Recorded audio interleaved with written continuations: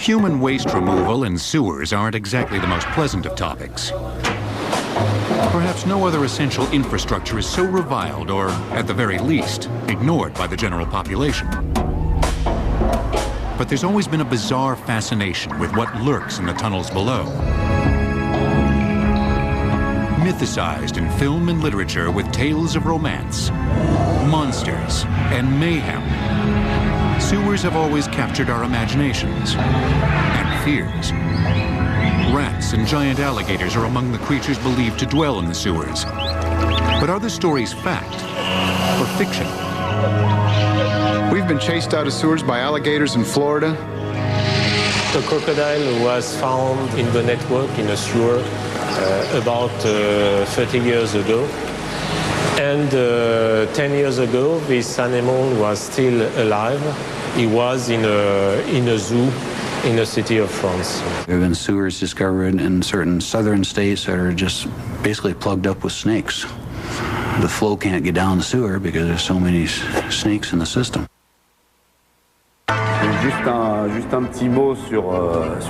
Just a quick word on the animal we find in great numbers in the sewers, the common rat. It's estimated that in the sewer there are 2 rats for every Parisian on the surface. We learn to love them. They take part in the work. They eliminate residues in the sewers. They consume whatever is consumable to them. They are also part of the security system.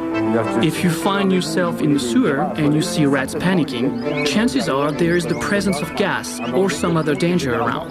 We listen to them and we follow them. Despite the occasional creepy creature, what's mostly in the sewers is sewage.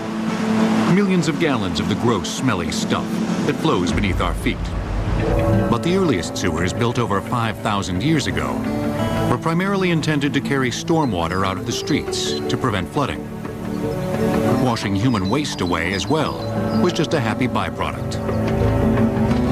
Historians believe that the first sewers were probably created by the Indus River societies, and which is modern-day Pakistan. One city that comes to mind is Mohenjo-Daro, and this was about 3,500 years BCE.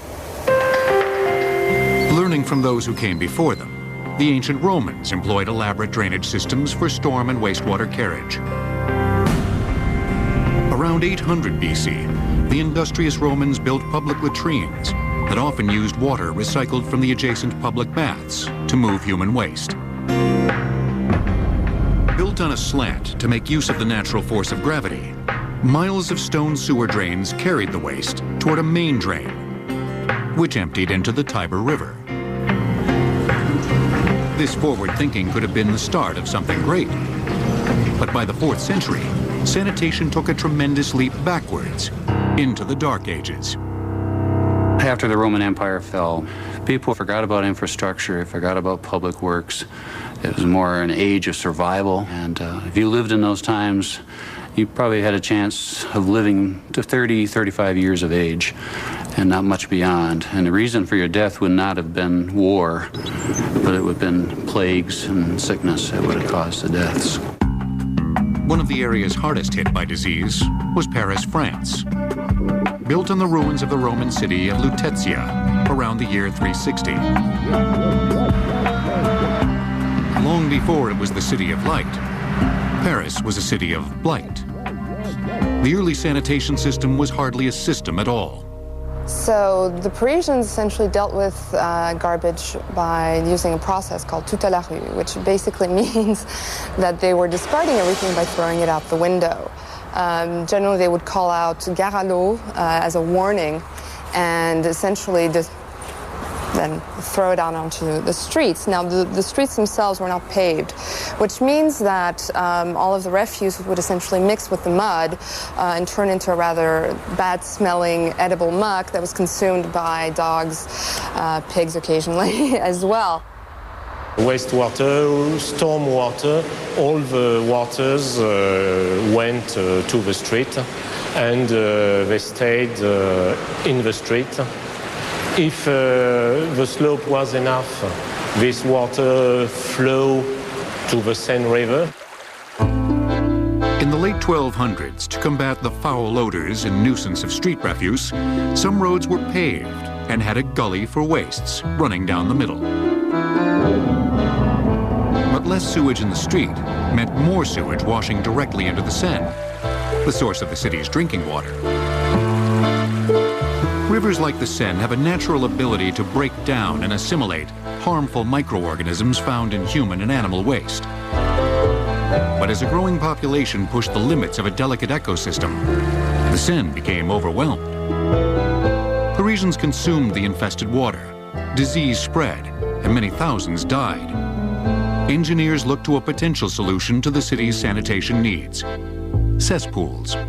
Cesspools are essentially like septic tanks. They are meant to hold human sewage.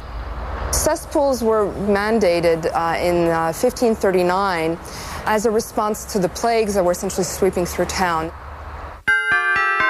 A cylindrical pit, several feet in diameter and several feet deep, was dug in the ground. The inner wall would be lined with stones. Liquid wastes would seep out through the stones, and solids would build up inside the cesspool. While there was some breakdown of the solids, if not cleaned regularly, the excreta would overflow into the streets and ultimately end up in the river just the same. After several malodorous years, French authorities established the Night Soil Program, an early foray into waste removal and recycling. Finally, the offensive material that collected in cesspools would be put to good use. In the 1650s, it was decided that all of this untapped resource would essentially be transformed into what was called night soil.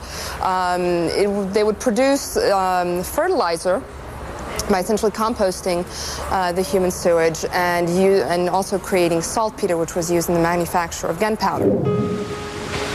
When plumbing arrived on the scene in the 1700s, it was intended less for sanitation and more for beautification. Public fountains overflowed with water. People saw them as good places to quench their thirst and relieve themselves. Right now we're in front of the Fontaine de Saint-Innocent. This was one of the principal water supplies for central Paris. When they started having the cholera epidemics in the 19th century, these epidemics essentially were occurring based on tainted water supply sources. And it was very quickly found that the number of deaths increased proportionally to their distance from these water supplies. To combat epidemics, which were quickly spreading across Europe, engineers had to create centralized systems to convey sewage away from populated areas quickly and efficiently. In Paris in the early 1850s, during the reign of Napoleon III, Baron Georges Haussmann, prefect of the Seine, hired chief engineer Eugène Belgrand to oversee the development of the city's sewers. Belgrand designed a network of gravity-fed sewers that made maximum use of the land's natural slope. Teams of men with picks and shovels dug open trenches for the smaller, shallow sewers. Deeper lines were tunneled much the same way, but entirely underground, without trenches. Lines ran directly beneath the streets, and street signs were posted on the tunnel walls, so workers could navigate the system from below. Between 1850 and the end of the century, they built up to 40 kilometers a year. Belgrand also designed cleaning machines to prevent tunnel blockages. One of these inventions was a giant hollow wooden ball, slightly smaller in diameter than the sewer pipe it cleaned. The ball was dropped in through a shaft upstream. It rolled down the pipe, restricting flow and creating water pressure behind it that moved solid waste toward a catch chamber.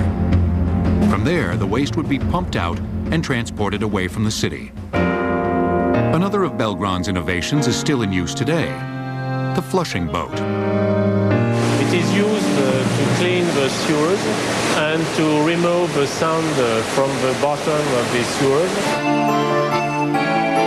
As a testament to the quality of Belgrand's work, most of the original Paris sewers are still in operation today and serve an estimated 3 million people. And while they may not rank with the more notable attractions, tours of the Paris sewers have always drawn curious visitors. À cet endroit, vous avez un appelé type 1 qui sert. Et les équipes sont prévenues qu'il y a un danger stocké dans des bassins de